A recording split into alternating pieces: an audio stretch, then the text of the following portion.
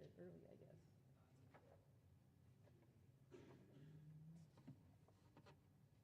That was my warm-up. I haven't played this stuff in years.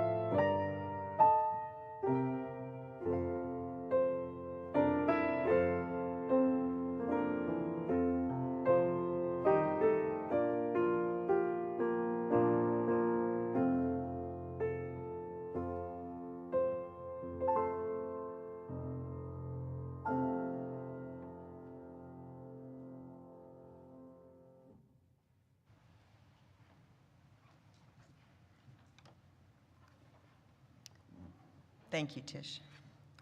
Good morning. Welcome to the Mount Diablo Unitarian Universalist Church. We are here this morning to celebrate the life of Harvey Segal.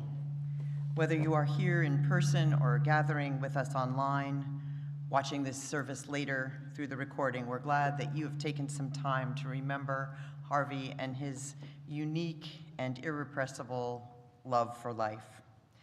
Some people are very much like the foundations of communities who bring a very specific role that cannot be filled by anyone else, and Harvey Segal was most definitely that.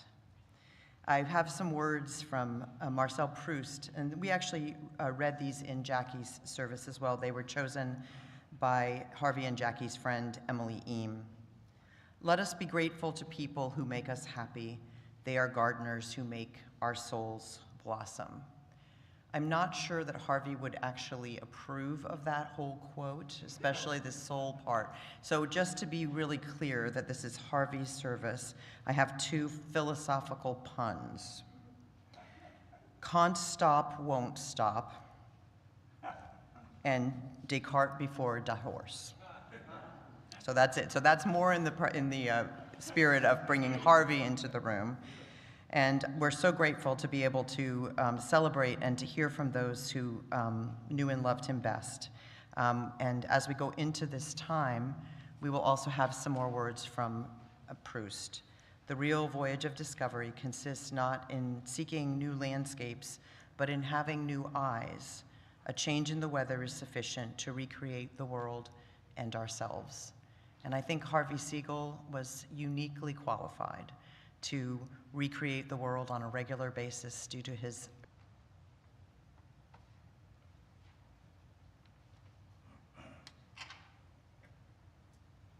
Yeah, it's my pleasure to light the chalice in honor of the memory of Harvey, a longtime member of this church, and a longtime member of the Monday Morning Quantum Club, about which I think you'll hear quite a bit later on. I'm another not so long-term member.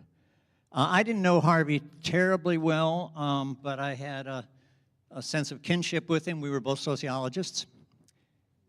He got his PhD from UC Berkeley. I got mine from University of Wisconsin-Madison a few years later. And so we had stories to swap about teaching sociology and university politics, and he had some serious encounters with that at Sonoma State. Got into a fight over his tenure. He succeeded, he prevailed, but I think my understanding is didn't last too long after that at Sonoma State. He had some bad feelings about the place and went to found and own Shakespeare and Company, which is a Berkeley institution that I used to frequent during my years teaching at Berkeley in the business school. So Harvey was a very interesting guy. He was also a Marxist theoretician. I hope nobody here is going to be shocked. Usually not in UU companies. And at our quantum meetings, when we would be talking about something like, oh, quantum physics or biochemistry or political philosophy, Harvey could be counted on to trot out the Marxist view of these things, which was always sort of on target and very, very interesting. I really enjoyed the guy. We had meetings in his and Jackie's very nice condo in Rossmore, and I got to admire his phenomenal pipe collection, if any of you are familiar with that. You know, back in the day, we intellectual scholars, professor types were expected to puff on a pipe, and I tried that a couple of times and decided that the burnt tongue and the shortness of breath wasn't worth the trouble, so I gave it up. But Harvey was an expert on pipes, at least. So it was a treat to know him. I am sorry he's no longer with us. I liked him, I admired him, and I'm sorry that he is gone. Thank you.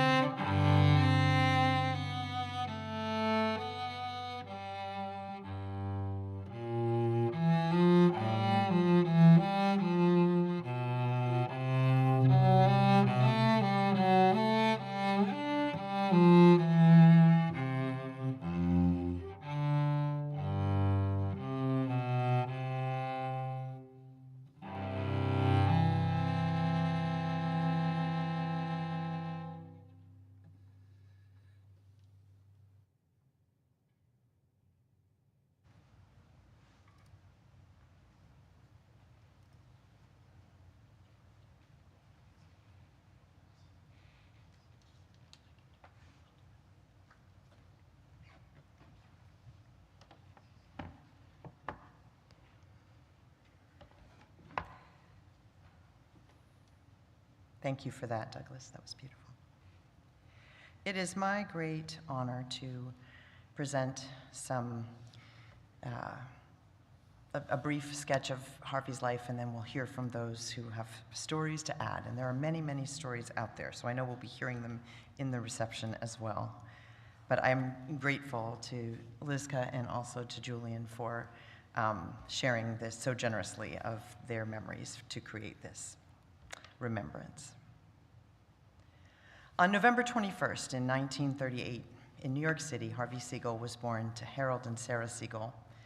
Joined by sister Barbara 4 years later, he would live in the Bronx for his entire childhood. He was an individual from an early age, and his hobbies included rescuing treasures in quotes, from the incinerator room, where the janitor eventually allowed him to have a table and amass a little collection. That was probably Harvey's first collection. As Jim noted, there was the pipe collection, many collections of things, which we'll hear about again later. But he began that first one in the incinerator room. His children remember that Harvey was a stamp dealer from the time he was about 8. And he also began playing the harmonica at a young age. He started writing poetry also around that age, including a poem which included the philosophical question about the decency or indecency of clothing animals. As a teenager, he became very interested in science fiction and attended science fiction conventions. He started going down to New York's Book Row, which was around 4th Avenue and 12th Street, began collecting books at about age 12 or so, Lizka and Julian remember. Maybe a little earlier, they said. He had a propensity for languages, and in part this was caused by the fact that his parents would speak in French. That was the language they intended to use so that he wouldn't understand. But being Harvey, he picked it up, so that wasn't helpful. He also knew Yiddish, Hebrew from Hebrew school, and German, and he would keep this gift for languages all his life. Harvey graduated from DeWitt Clinton High School, which was the same high school as Colin Powell, Julian pointed out. He went to City College of New York, where he started in majoring in physics. He ended up majoring in sociology as an undergraduate, which shows his wide breadth of intellectual interests. Earning a full ride to graduate school at Stanford University, he attended for a year, where his housemate was Peter Beagle, who would become a writer, and where there was this other guy that Julian recalled that used to steal food out of their fridge, and that was Larry McMurtry. Yet Harvey found the experience so boring at Stanford that he walked out on his free ride to go, as Jim mentioned, to UCal Berkeley, where he ended up completing his doctoral work. Harvey worked in publishing for a year when he took a break, returning to do his dissertation on quantitative methods, and his then girlfriend, Lenora, typed his entire dissertation on a manual typewriter. Other writing during this time included tongue-in-cheek songs about some of his sociology professors, which he remembered and recalled, and that his children knew, so they must have been reprised many a time. Harvey did have a lifelong interest in music, which is why we're so grateful to have the gifts we have in this service. He played guitar and harmonica, accordion, vina, and piano, and often his music had to do with spoof lyrics. Harvey met his future wife, Lenora Crane, after he borrowed a pencil from her. They got married in Reno in 1963 in a small civil ceremony. After school, they went back to New York City, where Harvey taught in Richmond College. In 1969, Julian was born, and the family returned to California in 1970 so Harvey could take a position at Sonoma State in sociology. In 1971, Lizka was born because he was explicitly Marxist. One family tale that was related is the day when a man in black stopped Lenora to say, "Did you know that communists are watching your children?" And of course, she knew. Their phone was tapped.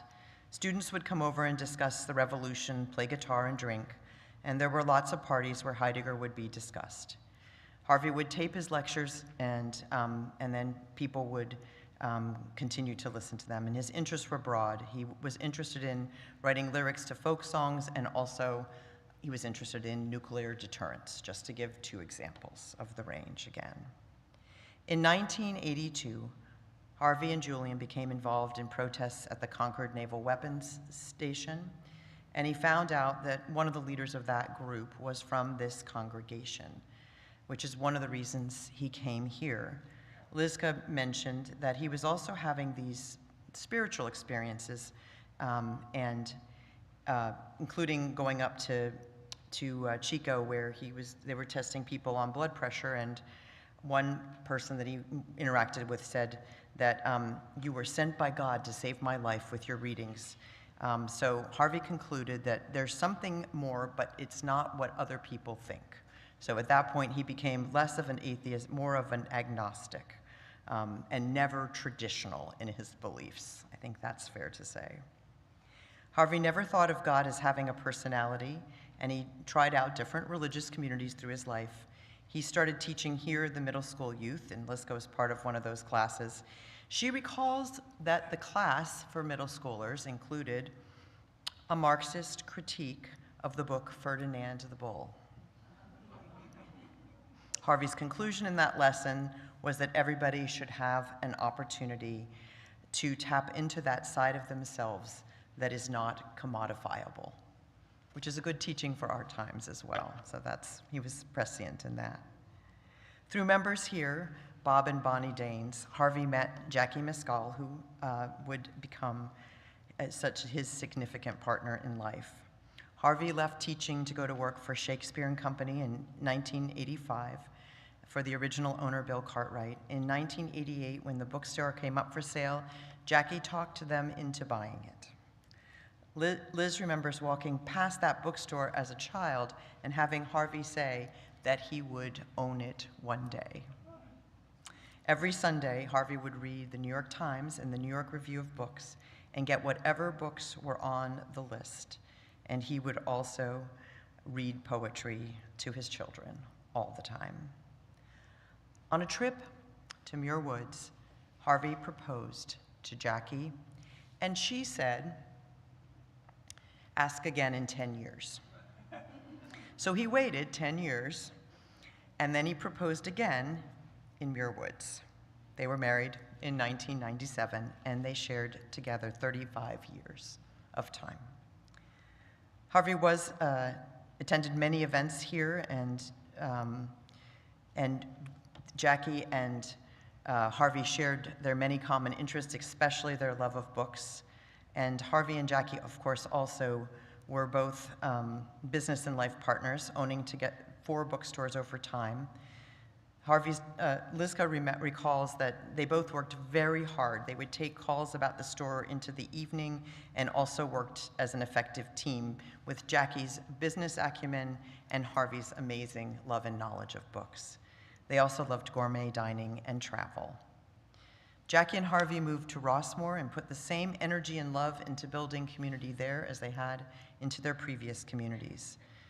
When they moved in 2010, which was after Harvey had retired in 2004 when they sold the store, Harvey wasn't sure he wanted to live with a lot of old people, his children recalled.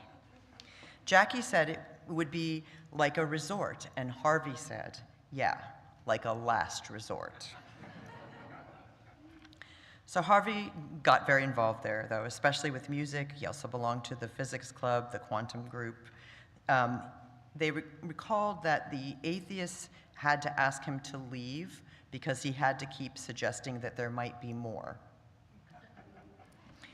And he just didn't fit in the box there.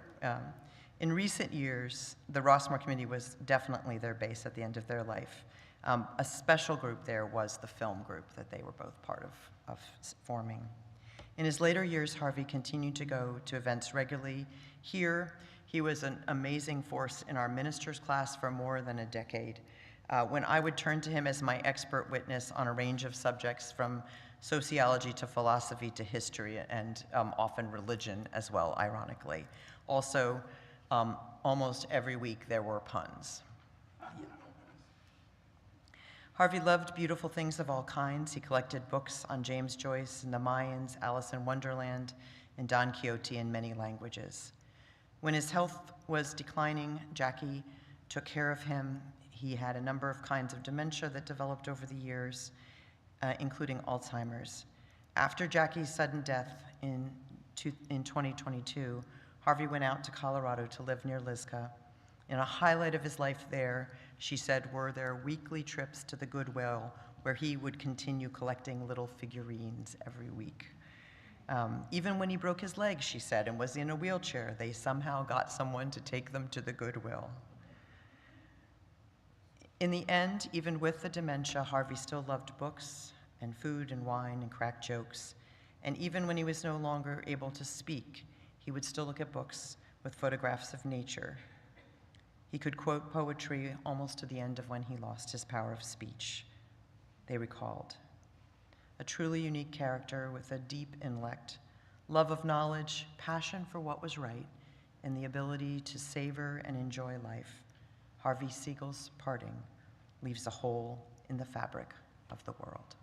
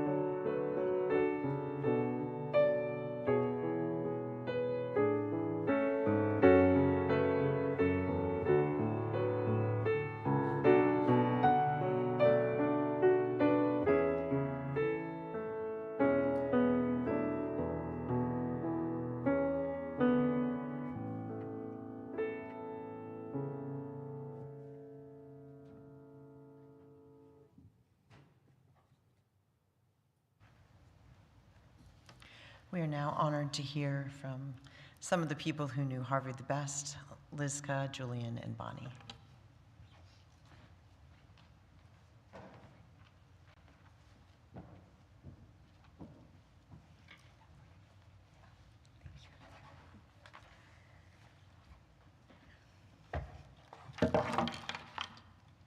So in case you're wondering, Lizka is just the Russian way of saying Lizzie, which is usually what Dad called me.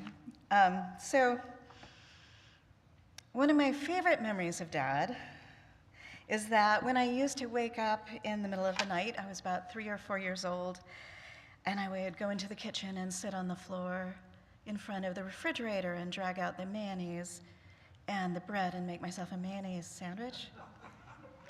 Dad would come in, seeing that the light was on, and lift me up and set me on the counter and make me rice pudding with raisins and cinnamon and vanilla and milk cooked on the stove.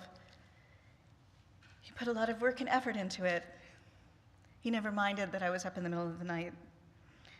I think that both food and stuff were his love languages. If he fed you, or if he gave you stuff, or if he took you out to eat, that meant he cared. When I was little, he also used to wake up early, open all the windows to let the fresh air in, even if it was freezing cold, and call out, "Whoever wants to go to the flea market, be ready in 10 minutes. And if I did manage to get myself together, we would go there and we would look down every aisle, at every stall, at every item, for hours.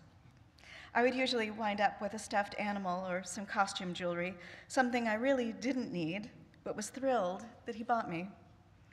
Our houses were lined with bookshelves and packed with books. There were piles of books everywhere. So obviously, he passed on a love of reading. The first book I remember him reading to me was called Cabbage Moon, Jenny Loves You, about a little dog who loved the moon, and the moon, for some reason, wasn't cheese, it was cabbage. But there were lots of books, endless books. And it was more than that. When he read to me or handed me books, I felt part of a great conversation that had been going on among intellectuals for centuries. He made sure that I read not only all of the standard things that he thought every educated person should read, whether that was poetry or prose, but also he made sure of the diversity of the collection, that I read all the Black Harlem Renaissance writers, the Latinx and Native American writers, Asian writers, everybody and anything that made a literary splash in the 20th century. My real education was at home, with his list of great books that seemed to be added to all the time. When he dropped me off at school, he'd say, "Have fun, make friends, but don't let school interfere with your education." When I was little, we would have fun adventures, very simple adventures, like we'd ride a cable car up to the top of the hill to the place that made really good cannolis. Or we would get dim sum and paper fans in Chinatown. Or we would walk to the edible complex for scones, where I'd sip the foam off the top of his cappuccino. We'd have little scavenger hunts in shops, mostly thrift shops. One time he took me to a museum and we looked at lots of medieval gargoyles, and then, amazingly, a week later, he stumbled upon a gargoyle at a garage sale and bought it for me. These strange synchronicity coincidences seemed to follow him around.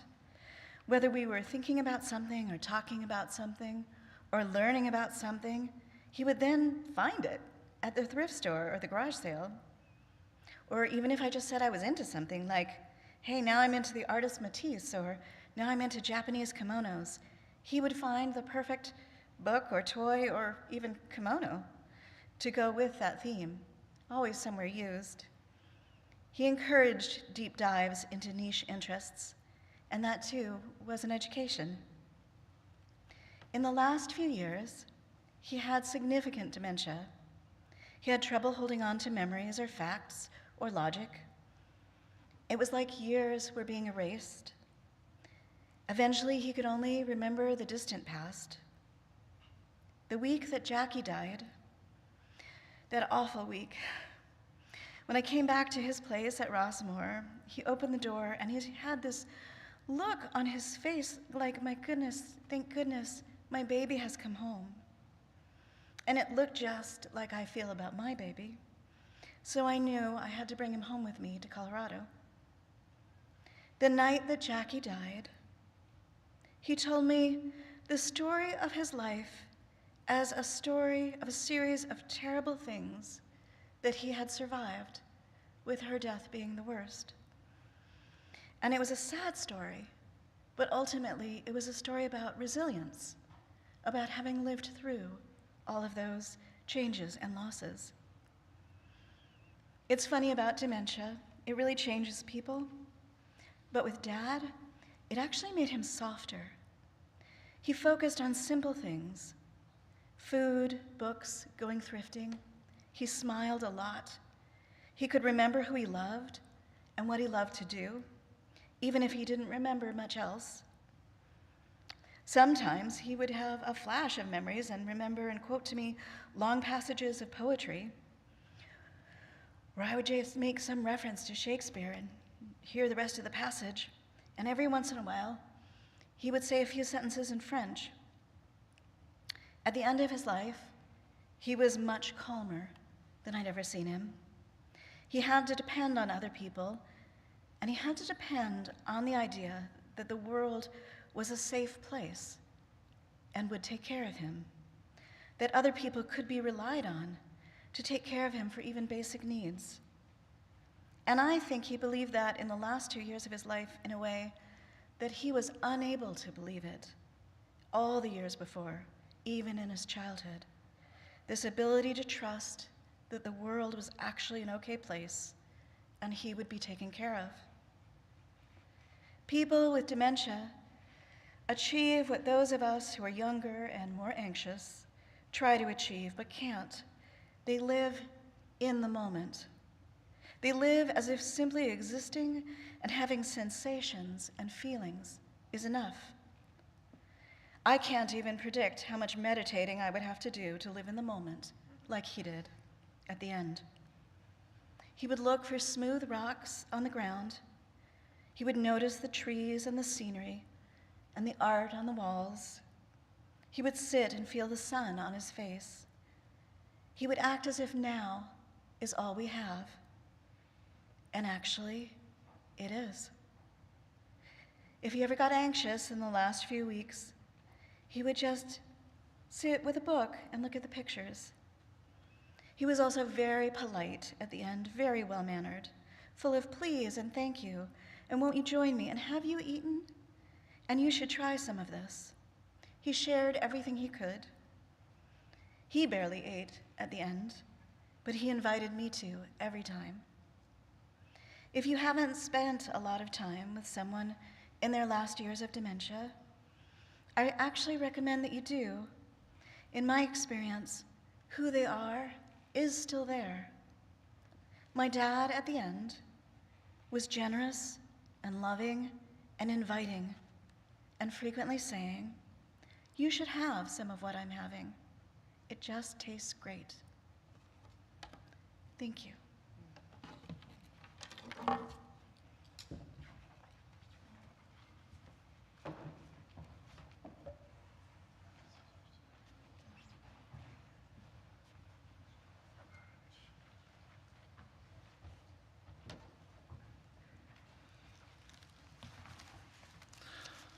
If my dad could speak to me from beyond, he'd ask, "You've had almost 7 months to write this speech. How come you waited till the last minute?"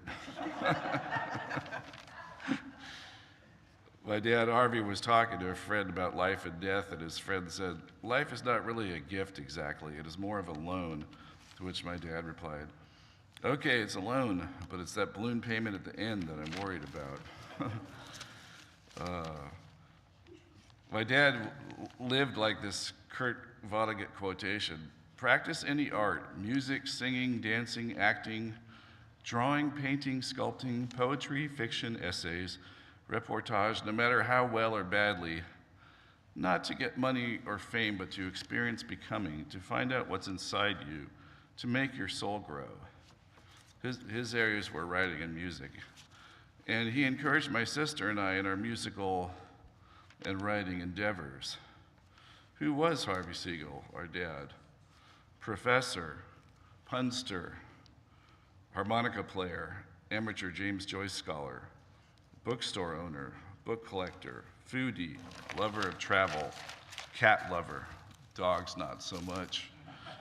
He was all of these and so much more. He did not have a very happy childhood. His parents, born in Montreal, had an 8th grade education. They both moved to New York City at age 14 in 1921 to find work. His dad worked at a deli in Midtown Manhattan 6 days a week. They lived in a 1-bedroom apartment in the Bronx, not far from Yankee Stadium. His parents slept in the living room, and he shared the only bedroom with his younger sister. His dad worked all the time, probably to get away from his bipolar mother. He found solace in stamp collecting and being a stamp dealer and in science fiction conventions in high school and the fanzines that he wrote.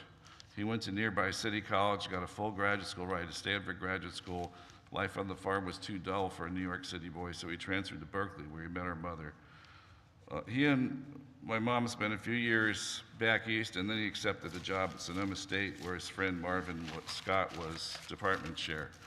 My sister and I grew up in a house with 15,000 books and no television. By the mid-1970s, my dad came up for tenure, and a conservative faction of the sociology department wanted to get rid of him. He fought for tenure for 3 years and won, but it burned him out on the politics of academia. To relax from his work week and ongoing tenure battle, he would go to flea markets, garage sales, and friends of the library sales, looking for books and other interesting stuff. Antique lamps, leather briefcases, brass animals, weird metal signs like ones warning chicken thieves, etc. He started dragging me along from the age of 5, and it was our special bonding time. Harvey would say, life is like a flea market. You have to show up early and sometimes dig through a bunch of dirt and crap to find buried treasures. If you're disciplined and thorough, it pays off. My parents had great parties in the 70s where academics came over and discussed ideas over wine and cheese with cats running throughout the house.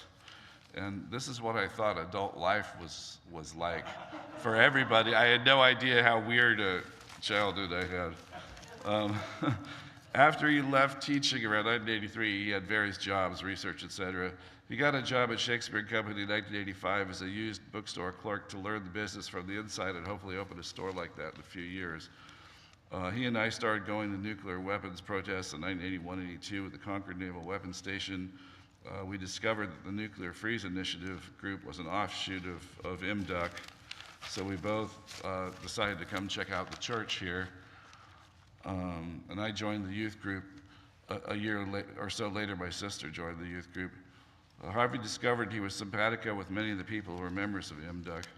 In 1987, after he was divorced for 2 to 3 years, mutual friends introduced him to Jackie, who had just opened a bookstore in downtown Walnut Creek. Both Unitarians were raised Jewish. They were Junitarians. They hit it off rather quickly. Jackie pushed our dad to take more risks outside of his comfort zone. When Bill Cartwright, the first owner of Shakespeare Company, offered the store for sale, they bought it in the spring of 1988.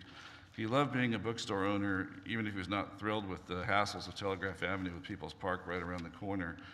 They owned the store from 1988 to 2004, and I worked there after college from 1992 to 2001, and again after living in New York City for a couple of years.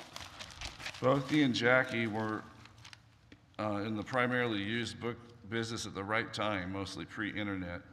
Not long after they met and both had successful bookstores going, they started traveling the world, visiting Japan, India, the south of France, Vietnam, Thailand, Australia, the Mayan ruins of Mexico, amongst other places. They taught me the cultural importance of travel. In fact, Jackie scolded me once for having let my passport expire. It was that important to her. This was right after Trump got elected the first time, so I believe she had multiple reasons for concern. They talked about becoming expatriates even briefly. In 2010, they moved to Rossmore and joined various groups. Harvey joined the physics and science club. Some of the surviving members are here this morning, including David Epley and Paul Damrow and others. In his late 70s, our dad was diagnosed with dementia. Only a year or two prior, he had run a James Joyce Ulysses discussion group and also a Marcel Proust reading group. The cruel part of Alzheimer's is that you disappear pieces at a time. I had always pictured our dad at the end of his life reminiscing about the several dozen great trips he took with his partner and wife, of Jackie, of 35 years.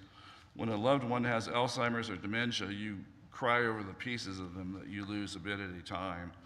I'm grateful for having had great parents. My mom is 90 now, and she has dementia also and is in failing health following heart valve replacement surgery.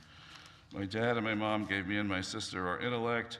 Dad gave me my sense of humor and my love of books and, of course, going to flea markets, etc. He was always there for me. Since I wasn't raised by a Jewish mother, he would slip into that role sometimes as well. His memory is indeed a blessing, and in a strange sense, I feel his presence with me whenever I go to a thrift shop, a good restaurant, or wherever I travel. I could say a lot more, but I believe my time on the program is up. I apologize for the lack of breviloquence. I love you, Dad, Harvey, and I know your spirit lives on amongst those who knew you. If you want, please feel free to make a contribution to an Alzheimer's or dementia charity in Harvey's name or to a kitty cat rescue charity. Harvey, aka Dad, was the greatest influence in my life, for better and occasionally for worse. Thank you.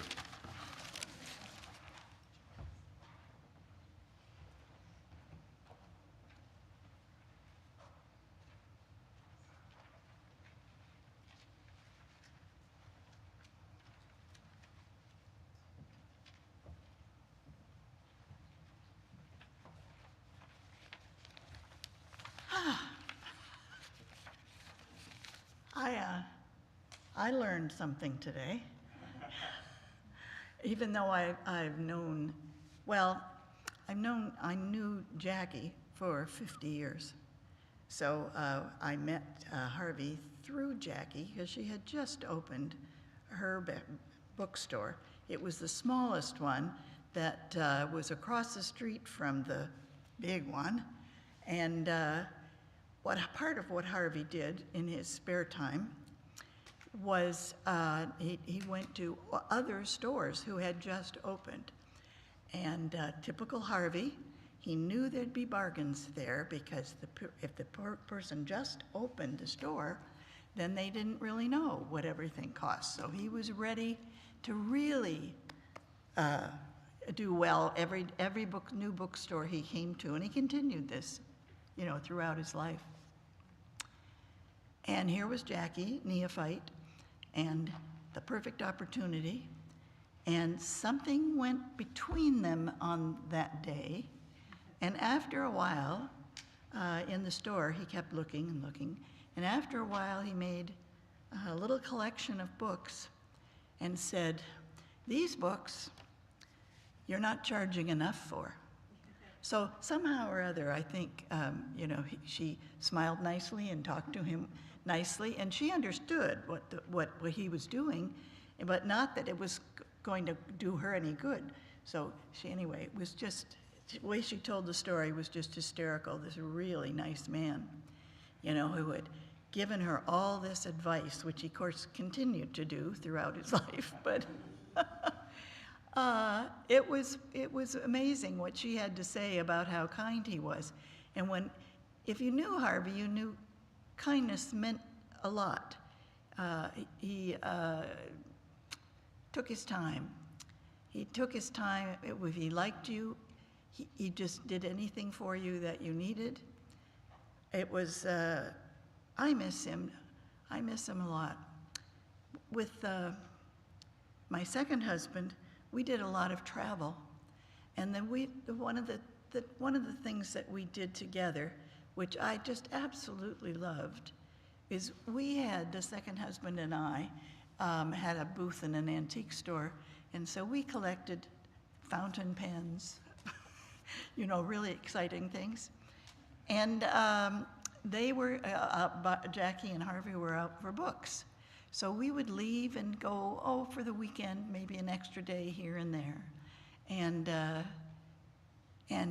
to go through the thrift stores like crazy. You know, we actually had a listing of thrift stores everywhere you go. They give you a list of the town you're in.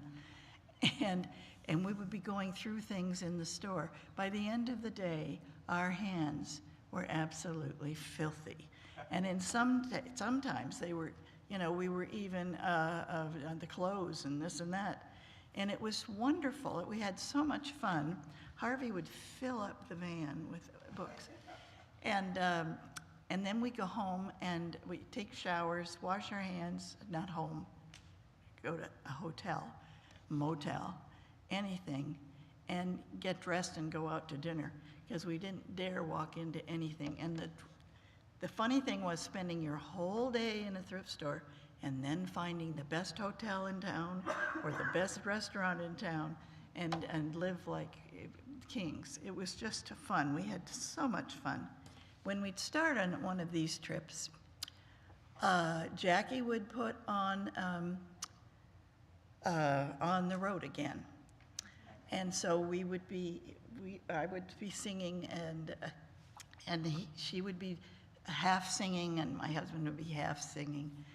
And then Harvey'd whip out the harmonicas.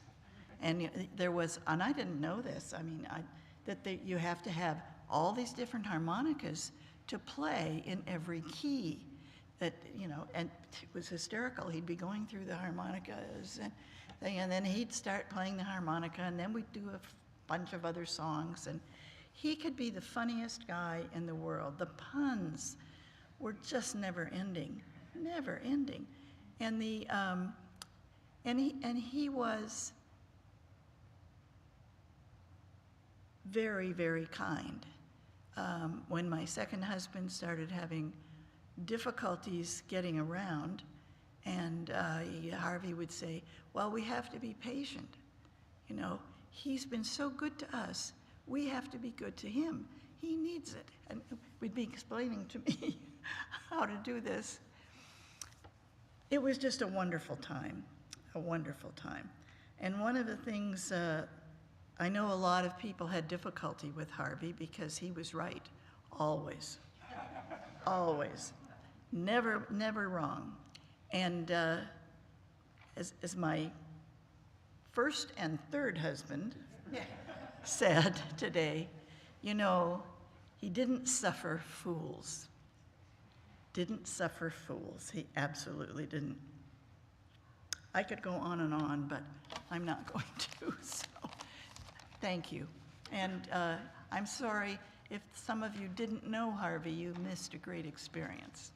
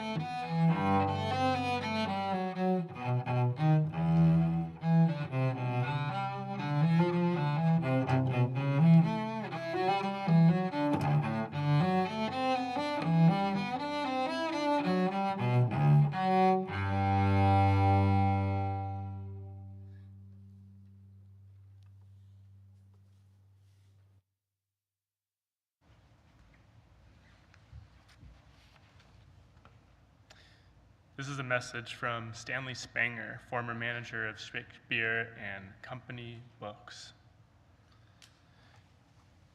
Harvey was my boss and mentor for 12 years. He's one of the most well-read people I've ever known. I learned more about books and about book buying as a profession from him than anyone else.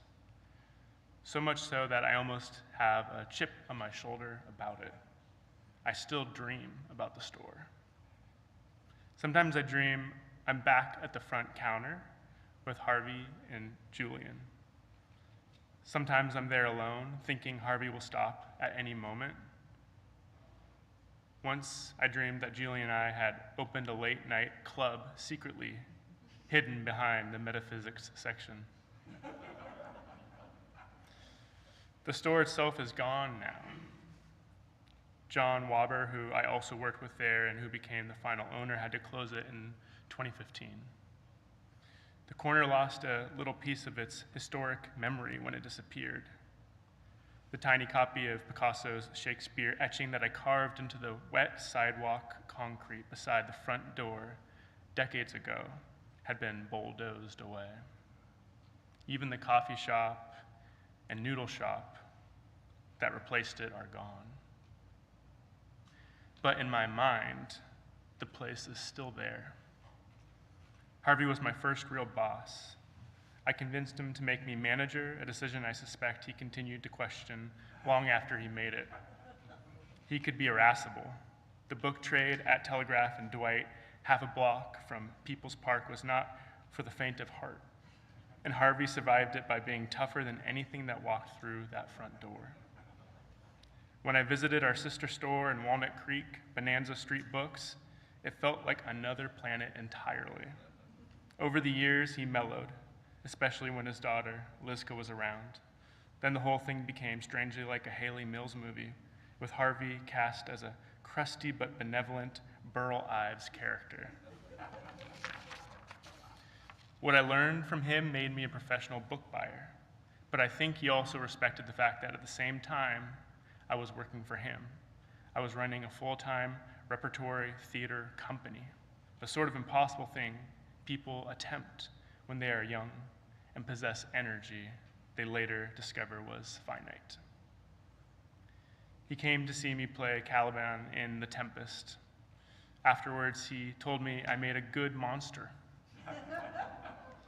I still think of that line with affection. I was very concerned about what he would think of Shakespeare in the basement of a pizza parlor. Harvey also possessed a mastery of terrible puns, examples of which I will spare you. After I moved over to Pegasus, he and Jackie would periodically come in to trade books and catch up. As the years passed, and they both became frailer, the visits grew fewer, but they never quite stopped.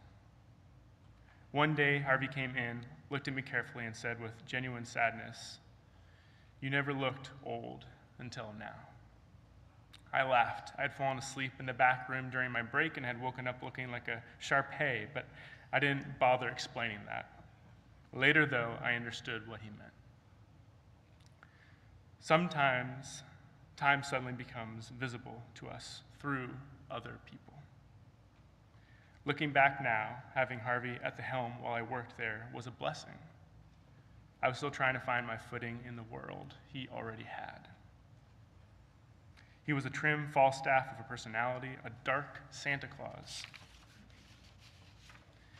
One story about Harvey has stayed with me for more than 30 years. When Rush Limbaugh's first book came out in 1993, a customer burst into the store in outrage because Cody's and Moe's had apparently refused to carry it. He announced this to Harvey as though reporting religious persecution. Without even pausing, Harvey calmly said, "Why not? We carry Mein Kampf." I will never forget the look on the man's face.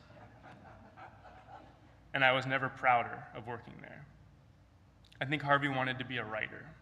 Perhaps that should have even been his real profession. But whether or not he published much, he was a wordsmith. One day at the front counter, he recited something to me, a haiku he had written years before. playful tree frog, will someone be there to listen to you when you croak? Leave it to him to make even mortality hinge on a pun.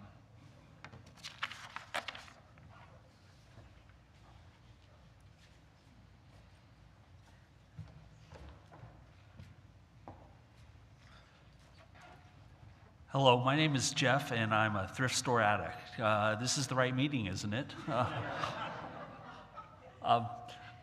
My business partner, Laurel Swan, from Swan's Fine Books, we got the honor of meeting Jackie and Harvey a little later in their lives. They had already moved to Rossmore, but through another book connection said, you have to go meet Jackie and Harvey. If you're going to open a used bookstore in downtown Walnut Creek, you're continuing the long tradition.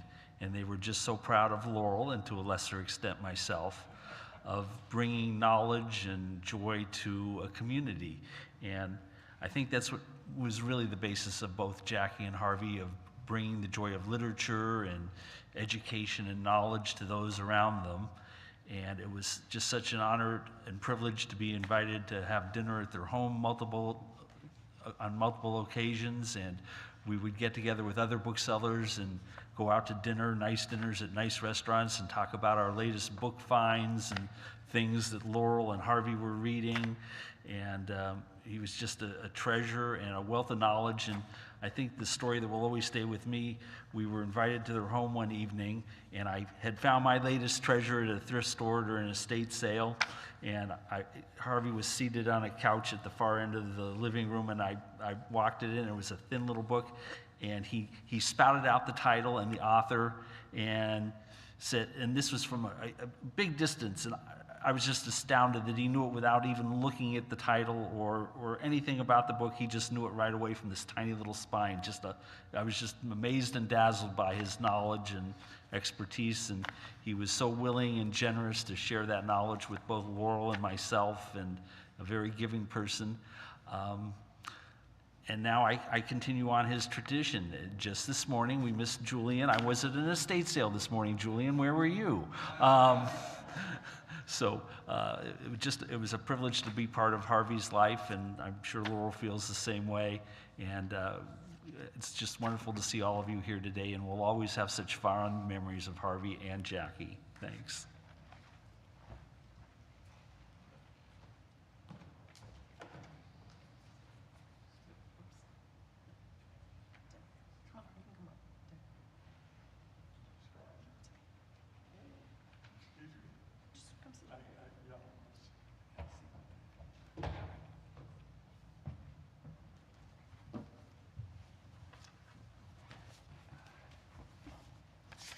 Good morning. My name is Danik Murphy, and I first heard of Harvey Segal in 1975 or 76 when Sonoma State was trying to fire him.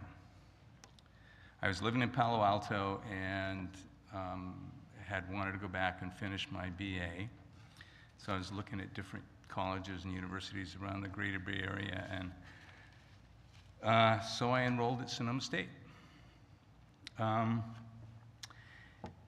They were trying to fire him because it seemed that he had a too unconventional and critical approach to education. Harvey had a well-defined critique of American capitalism and did not hesitate to share it with anyone, whether they wanted to listen to it or not. He railed against lazy thinkers and conformists. He was my mentor and became a good friend. He introduced me to, of all things, collecting books. Spending time with Harvey was spending weekends at flea markets, library sales. I learned so much from his encyclopedic knowledge of literature, science, art, philosophy, politics, history. I will forever be grateful for that. And pipes and briefcases. I hadn't thought about those things for like decades until people brought them up today. I still go to garage sales. I still go to estate sales. I still go to the flea market, and I cannot help myself from looking at pipes, even though I smoked my last pipe probably 40 years ago.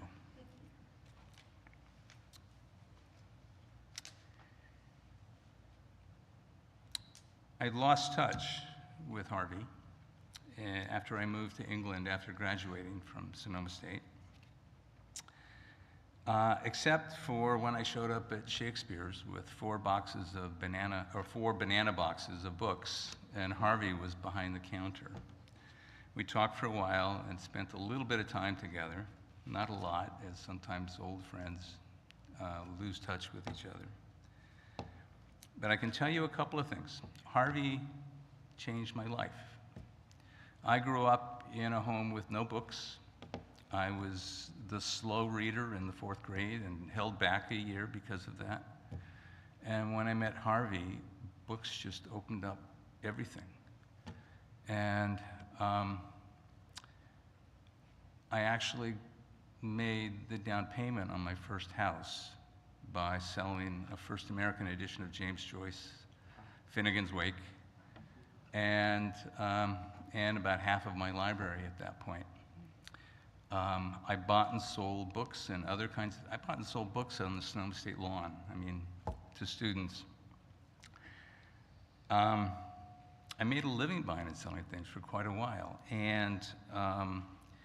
but the most important thing was that through books and through Harvey, this whole world opened up to me, and I'm so grateful for that. Occasionally, I would hear about Harvey through Julian, and that's how I'm here today, giving thanks to Harvey. His memory is certainly a blessing for me and for us all. Thank you.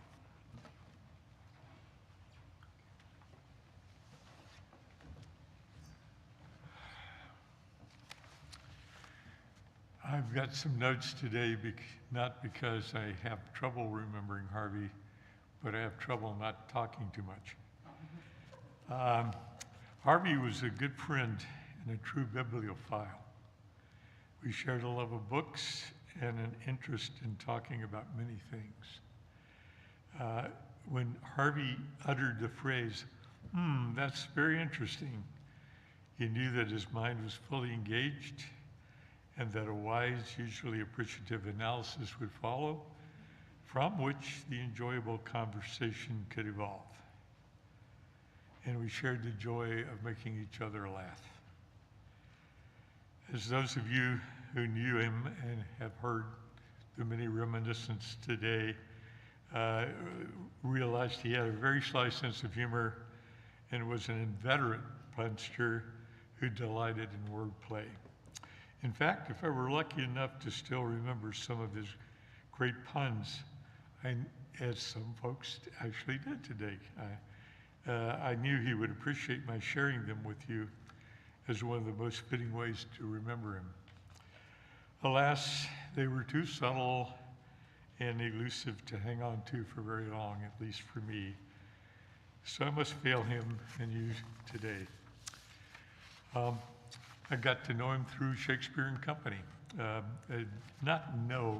Every time I would go into Shakespeare and Company, because I was a frequenter of many used bookstores myself, I would see him perusing some book that had come in that day or shelving books that had come in that day. But I didn't really get to know him until the early 2000s, whenever I came to MDUC. And that's when I met Harvey and Jackie. It was always Harvey and Jackie, or Jackie and Harvey, because they were a team that complemented each other so beautifully. Many members of the church likely became more acquainted with Harvey through the monthly book sales that he and Jackie would do in Borton Hall. That went on for many, many years. Harvey and Jackie were good friends of many of our congregants. I was fortunate enough to get to know them socially and therefore got to participate in a number of the small groups and gatherings, mainly of yours. I was part of the movie club, and it was a delight to get together with him and others to talk about the latest films and make recommendations to one another. I actually attended some of the Ulysses Joyce gatherings that where Harvey would hold forth at Bonanza Books. There was even a group with the Emily and Roger Eames from this church that met for years talking about Ulysses. And I always thought that in these gatherings, Harvey could share his erudite knowledge of Joyce's novels. And I always suspected that this love was born of seeing a kindred mind at work. And most of all, there were the many, many shared meals and the social gatherings of UUs at their home in Rossmore, where all were welcome. But I guess I got to know Harvey's mind best through a group called the Quantum Club, or some variant thereon, that met every Monday morning since 2010. And with not, sometimes people would be missing, but we continued that for a long, long time. And Harvey generously became our anchor host for that meeting for many, many years. And we would anchor, the name was actually a joke. Harvey was one of the first 4 people who would gather, and Art Sturgis and I, another UUer, started the group because Art called me up one day and asked, would you be, if I bought a book on or a DVD from the teaching company on quantum mechanics by Schumacher, would you be interested in coming up and listening to it with me? And I said yes. And that's how I got started. And Harvey and Don Fielding were the first people that we asked to come and share this. And of course, as you've learned, Harvey, while at CCNY, took physics courses. He's told me that he really thought about becoming or majoring in science early on, but clearly his wide-ranging interests caused him to move on into sociology. Harvey could participate. That group would sit down and choose a DVD series from the teaching company, a Great Courses series, and then we would watch 1 or 2 of those and discuss them in part. And Harvey could participate in a discourse on everything from the great philosophers to European history, and enthusiastically participated in discussions of cosmology and quantum mechanics, slipping in puns all the while. Harvey read widely in science, but he, and I told you that he hosted our gatherings, and then after a while, he wasn't our anchor host anymore, and then he sort of stopped coming. And then, but I still visited with Jackie and Harvey at their home until suddenly there was no Jackie. And then Harvey quickly went away to live in a Denver care facility. We all really missed Harvey, but it was comforting to know that he was being lovingly watched over by his daughter, Lizzie.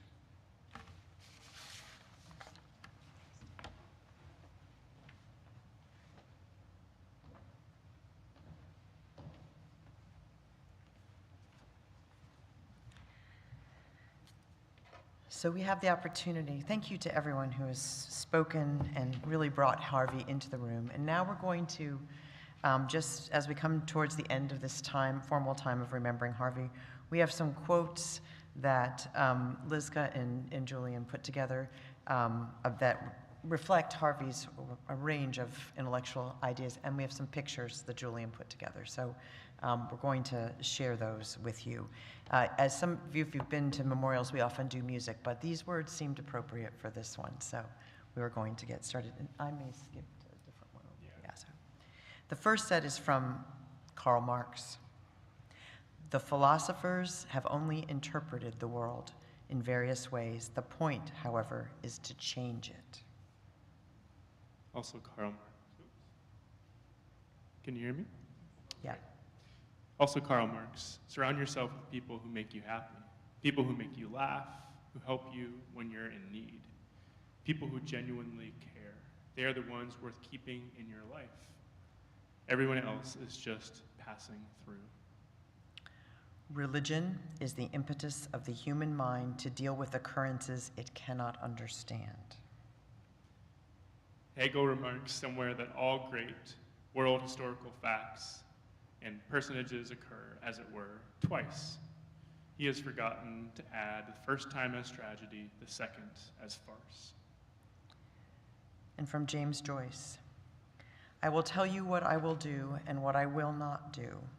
I will not serve that in which I no longer believe, whether it calls itself my home, my fatherland, or my church, and I will try to express myself in some mode of life or art as freely as I can and as wholly as I can, using for my defense the only arms I allow myself to use: silence, exile, and cunning. Also from a portrait by Joyce, you made me confess the fears that I have, but I will tell you also what I do not fear. I do not fear to be alone or to be spurned for another or to leave whatever I have to leave. And I am not afraid to make a mistake, even a great mistake, a lifelong mistake, and perhaps as long as eternity, too.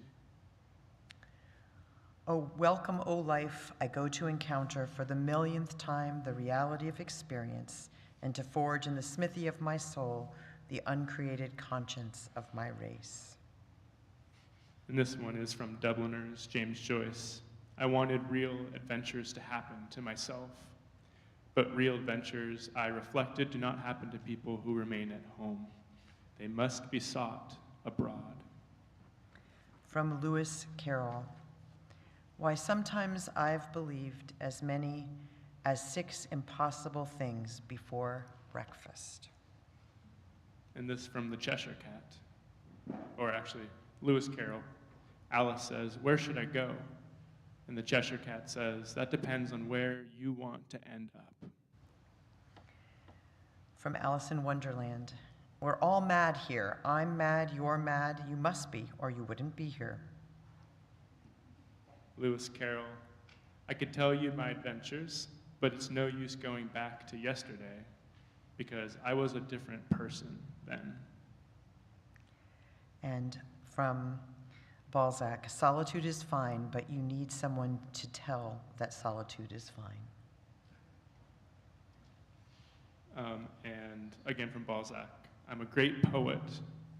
I don't know my poems. I don't put my poems on paper. They consist of actions and feelings. The Little Prince. One sees clearly only with the heart. Anything essential is invisible to the eyes.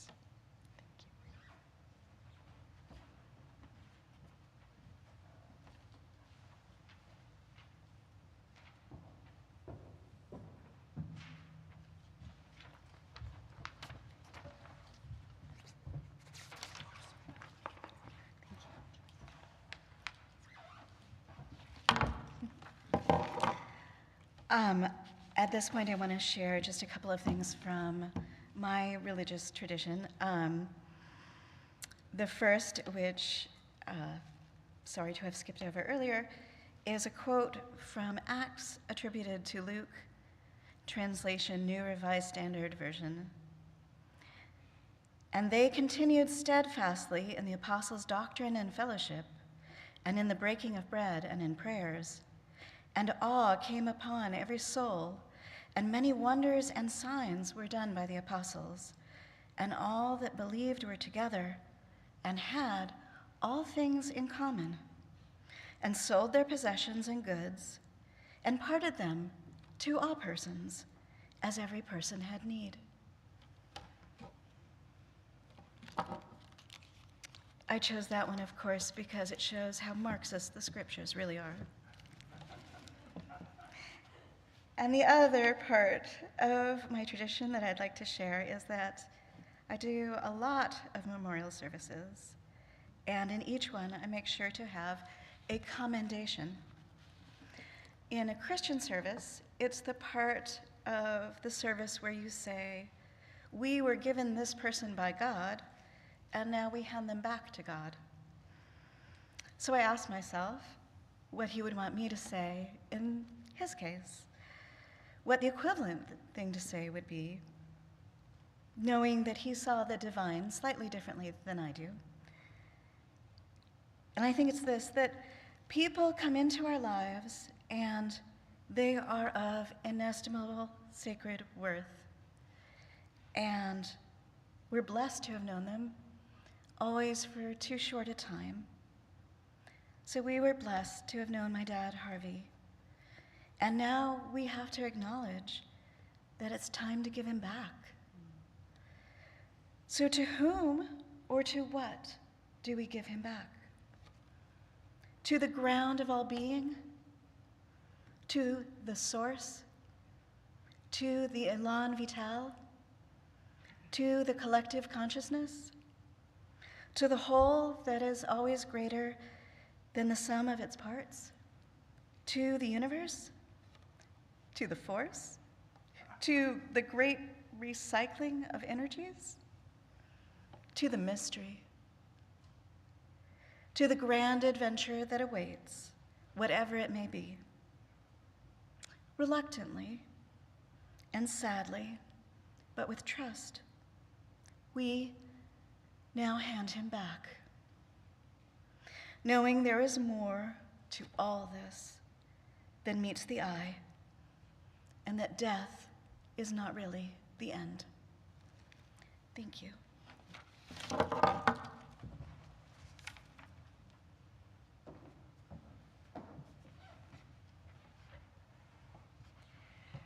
So we have reached the end of this formal time of remembering and celebrating the life of Harvey Segal, but the stories and the puns, I hope, will continue with the reception following in our hall. I will just invite us to close with these words from Balzac, again chosen by the family. True love is eternal, infinite, and always like itself. It's always equal and pure. And that love of life that it was Harvey Segal's is ours to take up in his honor. May we carry his immortality in our own souls.